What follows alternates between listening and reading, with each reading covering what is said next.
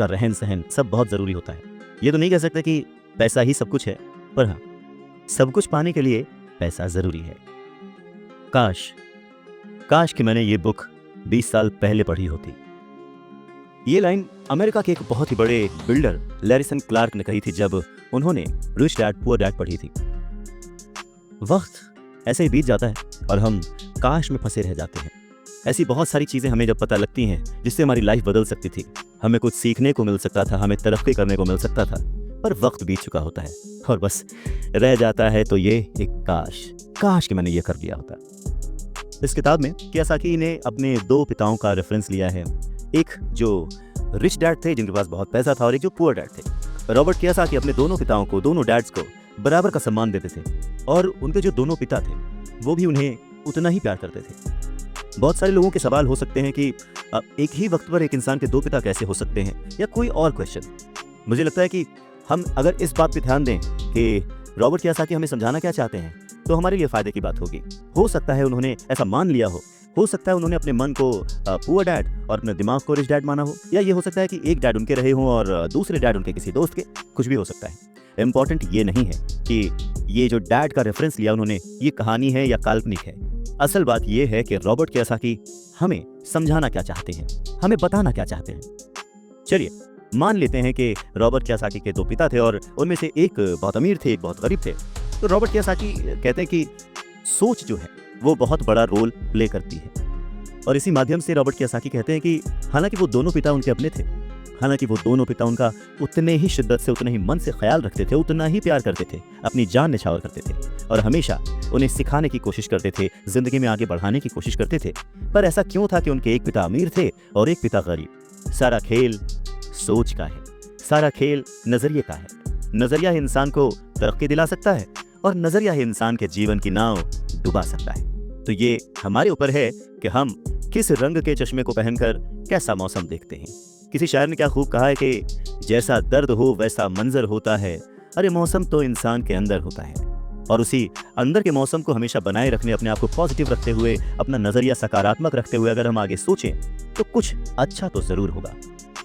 School जाओ और मेहनत से पढ़ो, ये जो लाइन है याद करिए, बचपन में हम सब ने सुना है और एक बार नहीं कई बार सुना है। रिश्तेदारों से, घर वालों से, टीचर से, हर एक से, स्कूल जाओ और मेहनत से पढ़ो। एक वक्त तो ऐसा लगता था कि बस पढ़ते रहो पढ़ते रहो पढ़ते रहो, पर जैसे जैसे समझ आगे बढ़ी एक सवाल मन में घर करने लगा, आखिर हम पढ़ किस लिए रहे हैं? देखिए, स्कूल जाना और पढ़ाई करना ये बहुत ही अच्छी बात है, लेकिन अगर कोई काम किया जा रहा है तो वो किस वजह से किया जा रहा है ये जानना भी उतना ही जरूरी है।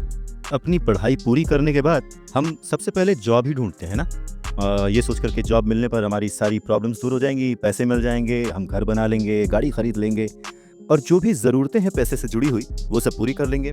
पर ऐसा होता नहीं है। बहुत सारे लोग अच्छी जॉब और बहुत ही अच्छी सैलरी होने के बावजूद खुश नहीं होते। वो अपनी ज़रूरतें पूरी नहीं कर पाते, बहुत ही मुश्किल से घर का खर्च चला पाते हैं, पर वो लगे रहते हैं इस उम्मीद में कि शायद अगले साल फिर से इंक्रीमेंट होगा, पैसे बढ़ेंगे और उन पैसों से हम अपनी जो ज़रूरतें हैं जो पूरी नहीं कर पाए हैं उन्हें पूरी कर लेंगे।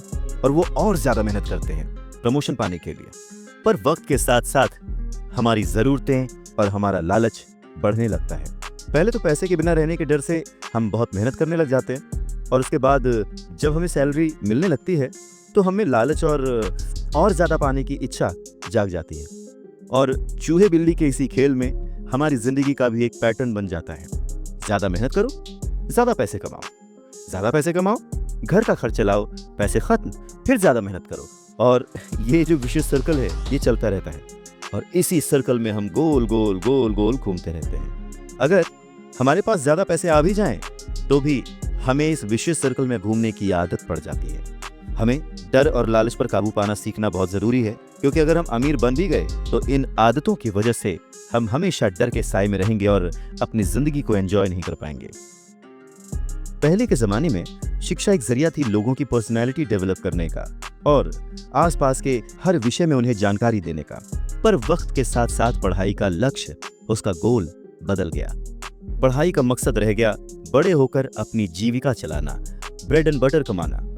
और इसमें कुछ गलत भी नहीं है, वक्त के साथ चीजें बदलना बहुत जरूरी है, क्योंकि जो चीज वक्त के साथ नहीं बदलती वो या तो हमारी खुशियां छीनती है या फिर समाज को बहुत ही पीछे ले जाती है। रॉबर्ट टी कियोसाकी ने इस बहुत ही अहम मुद्दे को यहाँ पर उठाया है अपने book rich dad poor dad में। क्या खूब कहा है कि बचपन से ही अगर हम बच्चे को मनी को एज अ सब्जेक्ट बच्चों को पढ़ाना शुरू करें, उन्हें ये समझाना शुरू करें कि उसे कैसे मैनेज किया जाए, तो बड़े होने पर बच्चों की बहुत सारी प्रॉब्लम्स अपने आप ही सॉल्व हो जाएंगी। बच्चा खुद उन्हें सॉल्व करने की क्षमता रखेगा। पर कहीं ना कहीं रॉबर्ट टी कियोसाकी ने इस बात का पूरा ध्यान रखा है कि पैसे को रिश्तों के ऊपर न रखा जाए, तभी तो उन्होंने इस विषय को रिश्तों के माध्यम से